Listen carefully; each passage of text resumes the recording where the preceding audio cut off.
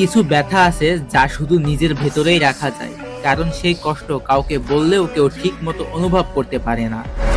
জীবনে কিছু মানুষ হঠাৎ আসে মুহূর্তগুলো একটু সুন্দর করে দেওয়ার জন্য, তারপর ঠিক ততটাই নিঃশব্দে চলে যায়।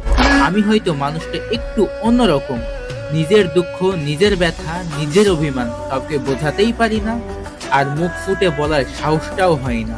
ছোট ছোট কথায় মন খারাপ হয়, কিন্তু সেটা বলার মতো মানুষ হাজার কোথায়। যারা একসময় বন্ধু ছিল, আজ তারা সবাই কোনো এক অজানা অজানা জায়গায় হারিয়ে গিয়েছে। প্রয়োজনে তাদের পাশে পায় না, এমনকি তাদের ছায়াটাও থাকে না। স্বার্থের এই দুনিয়ায় অবহেলাই যেন সম্পর্কের নতুন নিয়ম। প্রকৃত বন্ধুর মতো কাউকে কখনো পাইনি, যার কাছে নিজের সব কথা খুলে বলতে পারি। সবার কষ্ট শুনেছি, কিন্তু নিজের কষ্টটাই নিজের ভেতরেই রয়ে গেছে। আমি যেরকম একজন মানুষ চেয়েছি, জীবনে ঠিক তার উল্টোটাই পেয়েছি।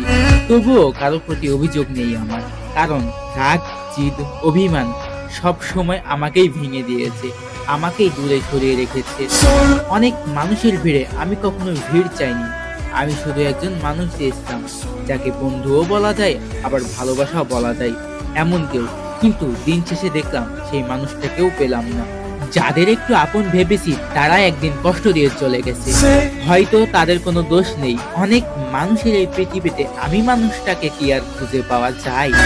শেষমেশ শিখেছি, কিছু মানুষ শুধু স্মৃতিতে থাকে, আর কিছু ব্যথা একেবারেই নিজের। কিন্তু সময় তো কারোর জন্য থামে না।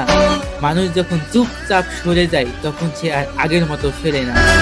বুঝবে ঠিকই, খুঁজবে ঠিকই, কিন্তু আমি আর ফিরবো না।